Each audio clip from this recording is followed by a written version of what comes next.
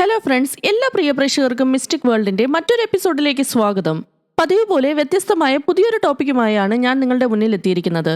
ഞാൻ നിങ്ങളുടെ സ്വന്തം അബിത ജോസ്. വീഡിയോ തുടങ്ങുന്നതിന് മുൻപേ ഒരു കാര്യം പറയട്ടെ. ആർക്കെങ്കിലും ന്യൂമറോളജി അല്ലെങ്കിൽ ടാരോട്ട് കാർഡ് റീഡിംഗ് കൺസൾട്ടേഷൻ ആവശ്യമുണ്ടെങ്കിൽ ഡിസ്ക്രിപ്ഷനിൽ എന്റെ കോൺടാക്ട് ഡീറ്റെയിൽസ് ഉണ്ട്. You guys can contact me. നിങ്ങൾ ആദ്യമായിട്ടാണ് ഈ ചാനൽ കാണുന്നതെങ്കിൽ ചാനൽ സബ്സ്ക്രൈബ് ചെയ്ത് സപ്പോർട്ട് ചെയ്യാൻ മറക്കരുത്. പൊതുവെ നിങ്ങളുടെ ജനന സമയവും ജനന നക്ഷത്രവും എല്ലാം പറഞ്ഞാൽ നിങ്ങളുടെ പാസ്റ്റും പ്രസന്റും ഫ്യൂച്ചറും എല്ലാം പറയാൻ പറ്റുന്ന നിരവധി അസ്ട്രോളജേഴ്സ് ആണ് നമ്മുടെ നാട്ടിലുള്ളത്, അല്ലേ? എന്നാൽ നിങ്ങൾക്കൊരു കാര്യം അറിയാമോ? പൊതുവെ ജനന നക്ഷത്രത്തിന്റെ ഒന്നും അടിസ്ഥാനമില്ലാതെ തന്നെ നമ്മുടെ സ്വഭാവ സവിശേഷതകളും പൊരുത്തവും എല്ലാം പറയാൻ ജപ്പാനിലുള്ളവർ ആശ്രയിക്കുന്നത് നമ്മുടെ രക്തഗ്രൂപ്പുകളെയാണ്. നമ്മുടെ എല്ലാം ബ്ലഡ് ഗ്രൂപ്പിന്റെ വ്യത്യാസത്തിന്റെ അടിസ്ഥാനത്തിൽ നമ്മുടെ പ്രതികരണങ്ങൾ പോലും എങ്ങനെയായിരിക്കുമെന്ന് പ്രവചിക്കാൻ കഴിയുമെന്നാണ് ജപ്പാൻകാർ പറയുന്നത്. നമ്മുടെ ശരീരത്തിലെ രക്തത്തെ വിവിധ വിഭാഗങ്ങളായി തിരിച്ചിരിക്കുന്നത് ചുവന്ന രക്തകോശങ്ങളിലെ ആന്റിജനെ ആധാരമാക്കിയാണ്. പ്രധാനമായും 4 വിഭാഗങ്ങളായാണ് രക്തത്തെ തിരിച്ചിരിക്കുന്നത്.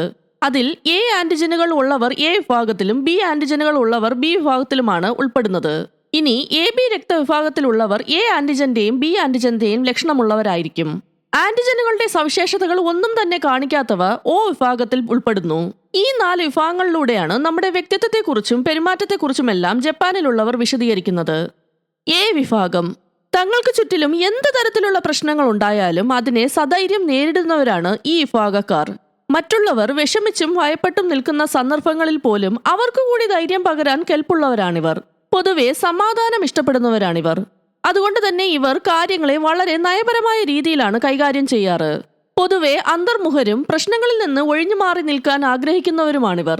ഇവരുടെ സ്വഭാവത്തിലെ ഏറ്റവും വലിയ നെഗറ്റീവ് പോയിന്റ് എന്താണെന്ന് വെച്ചാൽ തങ്ങളിൽ ഒരിക്കലും മറ്റുള്ളവരുമായി ചേർന്നു പോകില്ല എന്ന ഇവരുടെ ചിന്തയാണ്.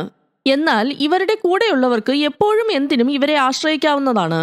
സർഗപരമായ കഴിവ് പുലർത്തുന്ന ഇവർ പൊതുവെ ലോലഹൃദയരാണ്. മനസാക്ഷിക്കനുസരിച്ച് പ്രവർത്തിക്കുന്ന ഈ വിഭാഗക്കാർ എ ബി വിഭാഗവുമായി സ്വാഭാവികമായും വളരെയധികം പൊരുത്തപ്പെട്ടു പോകാറുള്ളതായി കാണപ്പെടാറുണ്ട്. ബി വിഭാഗം. വളരെ പ്രായോഗികമായി ചിന്തിക്കുകയും പ്രവർത്തിക്കുകയും ചെയ്യുന്നവരാണ് ഈ വിഭാഗക്കാർ. എന്ത് കാര്യത്തിന് ഇറങ്ങിത്തിരിച്ചാലും തങ്ങളുടെ ലക്ഷ്യപ്രാപ്തിക്ക് വേണ്ടി നല്ല രീതിയിൽ ഹാർഡ് വർക്ക് ചെയ്യാൻ മനസ്സുള്ളവരാണിവർ. അതുകൊണ്ട് തന്നെ ഏൽപ്പിക്കുന്ന എന്ത് കാര്യത്തിലും സത്യസന്ധതയും ആത്മാർത്ഥതയും വളരെയധികം കാത്തു സൂക്ഷിക്കുന്നവരാണിവർ. ചെറിയ കാര്യങ്ങൾ പോലും വിട്ടുകളയാൻ തയ്യാറാവാതെ പൊതുവെ പെർഫെക്ഷൻ ആഗ്രഹിക്കുന്നവരാണിവർ.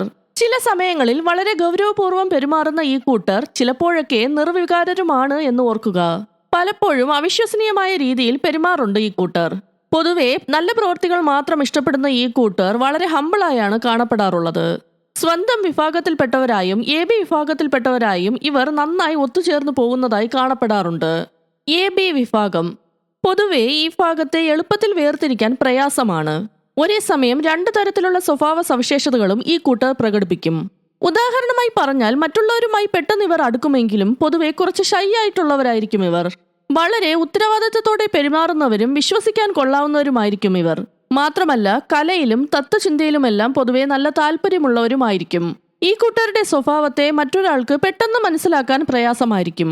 എന്ത് കാര്യത്തോടും പെട്ടെന്ന് പ്രതികരിക്കാൻ ഇഷ്ടപ്പെടുന്നവരാണിവർ. വളരെ മനോഹരമായതും ഫാഷനബിളുമാണ് ഈ കൂട്ടർ.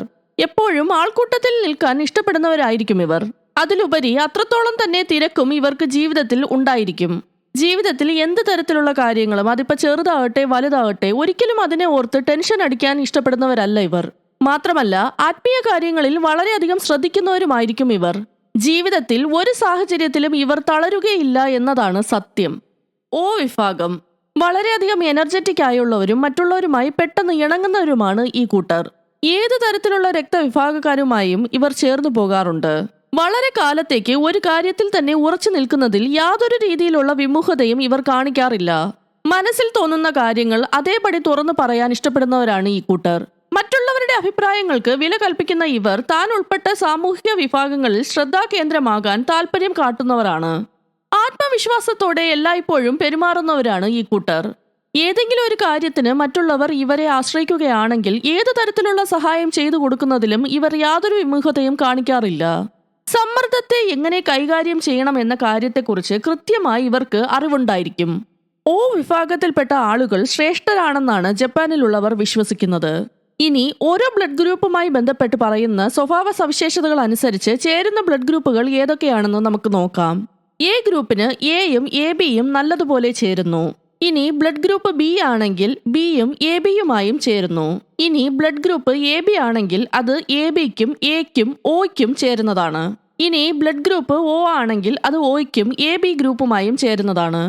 ഒരു കാര്യം ദയവായി ഓർക്കുക, ശാസ്ത്രപരമായിട്ടുള്ള രീതികൾ അനുസരിച്ചിട്ടല്ല മേൽപ്പറഞ്ഞ ബ്ലഡ് ഗ്രൂപ്പുകൾ തമ്മിൽ ചേരുന്നതായി പറഞ്ഞിരിക്കുന്നത്. ബ്ലഡ് ഗ്രൂപ്പുമായി ബന്ധപ്പെട്ട് പറഞ്ഞിരിക്കുന്ന സ്വഭാവ സവിശേഷതകൾ അനുസരിച്ചിട്ടാണ് അവ പറഞ്ഞിരിക്കുന്നത്. ഇത്തരത്തിൽ നിങ്ങൾ കേൾക്കാൻ ആഗ്രഹിക്കുന്ന വിഷയങ്ങളെക്കുറിച്ച് കമന്റ്സിൽ രേഖപ്പെടുത്താൻ മറക്കരുത്. ഇത്തരത്തിലുള്ള വിഷയങ്ങളും വിശേഷങ്ങളുമായി മറ്റൊരു എപ്പിസോഡിൽ വീണ്ടും കാണുന്നതുവരെ നിങ്ങളുടെ സ്വന്തം അബിത ജോസ് സൈനിങ് ഓഫ്.